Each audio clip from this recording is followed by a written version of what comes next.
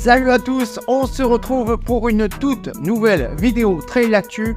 Et comme chaque année, tout le monde, ou presque, s'est donné rendez-vous sur le premier gros morceau de l'année de la planète Ultra Trail. Le 23 février aura lieu la Trans Gran Canaria. Il y aura du beau monde, une sacrée bagarre est prévue chez les top trailers et pas mal de choses à dire. Alors on ne tarde pas, générique.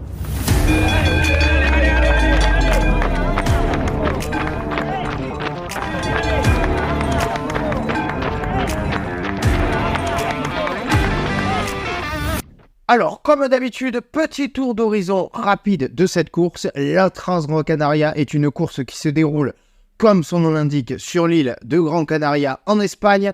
Déjà, premier point ici, attention aux températures. L'île se trouve au large de la côte nord-ouest de l'Afrique, donc au sud du Maroc. Et là-bas, forcément, ce n'est pas les mêmes températures que chez nous, même si c'est un peu adouci par l'air océanique. Et même si en ce moment, les températures sont plutôt clémentes en France et en Europe.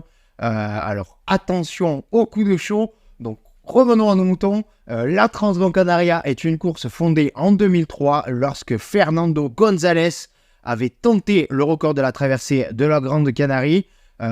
Et depuis, cette course traverse l'île de Gran Canaria du nord au sud. 7 parcours y sont proposés. Et son parcours phare, celui qui nous intéresse aujourd'hui, le 126 km classique, traversant toute l'île avec des paysages variés et magnifiques, surtout avec un dénivelé cumulé de 7500 mètres de dénivelé positif, des sentiers volcaniques qui sont quand même assez techniques et un point culminant à presque 2000 mètres. Voilà ce qu'attendent les coureurs cette année. Et parmi les vainqueurs des dernières éditions, on retrouve de sacrés noms comme Marco Olmo, Miguel Heras, Núria Picas, Lizzie Hawker, Seb Chenio, Ryan Sandes, Fernanda Maciel, Azara Garcia, Pau Capel, Aurélien Dunant-Palaz et l'année dernière, Andreu Simon et Courtney de Walter.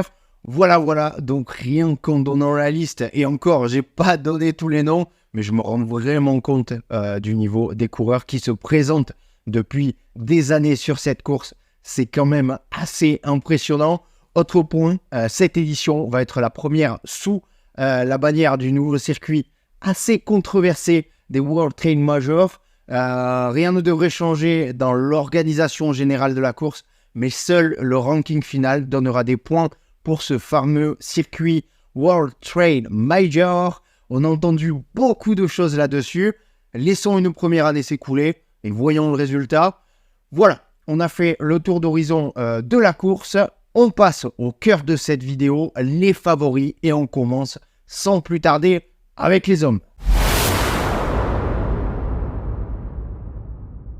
Chez les hommes, on retrouve un plateau ultra alléchant. On va pouvoir revivre le duel de l'UTMB 2023 entre Jim Walmsley et Zach Miller. Les deux fusées américaines sont les grandissimes favoris.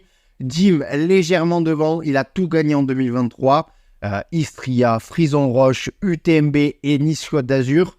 Donc bon, disons que sur cette lancée, il est quand même le plus attendu ici. Mais Zach n'est pas sans reste. Il court moins, j'entends par là qu'il fait moins de compétition. Mais sa seconde place sur l'UTMB prouve qu'il fait partie des meilleurs de ce sport. Reste à voir où ils en sont tous les deux.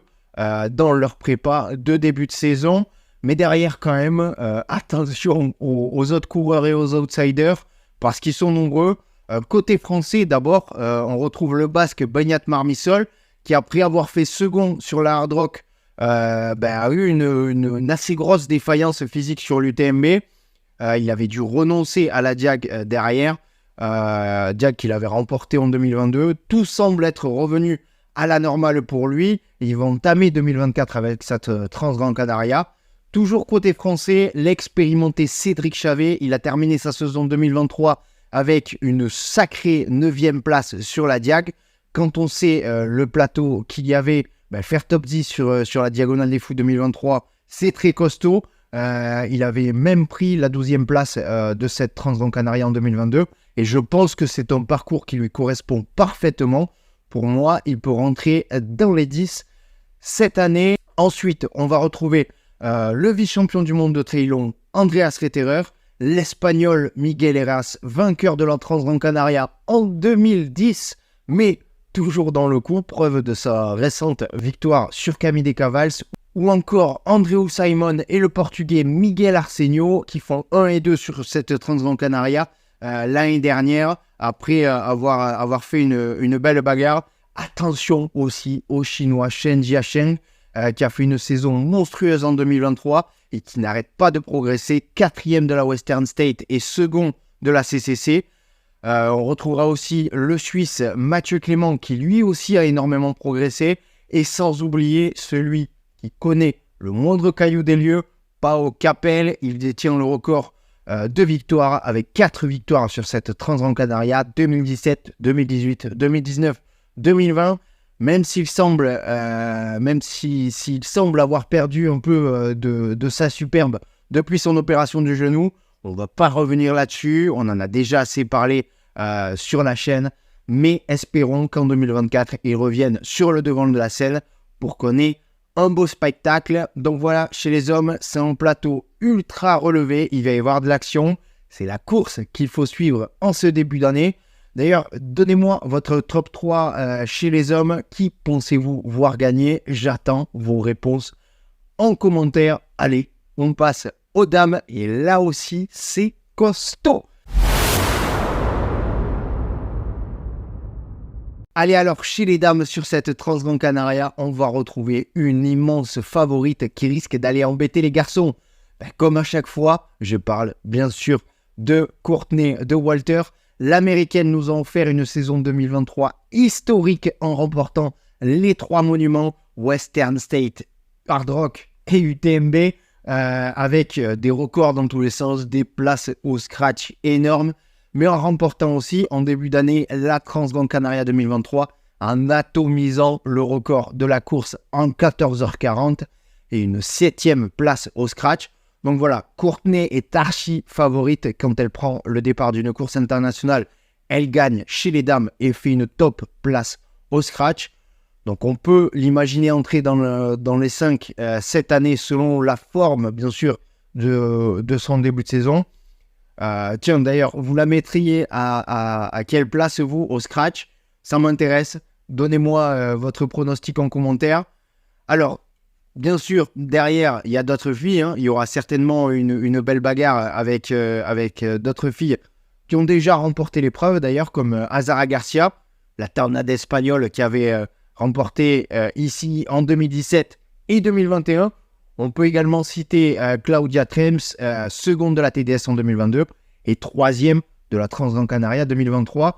Donc voilà, chez les filles, mis à part un pépin, je vois mal une autre issue que la victoire de Courtney Dauwalter.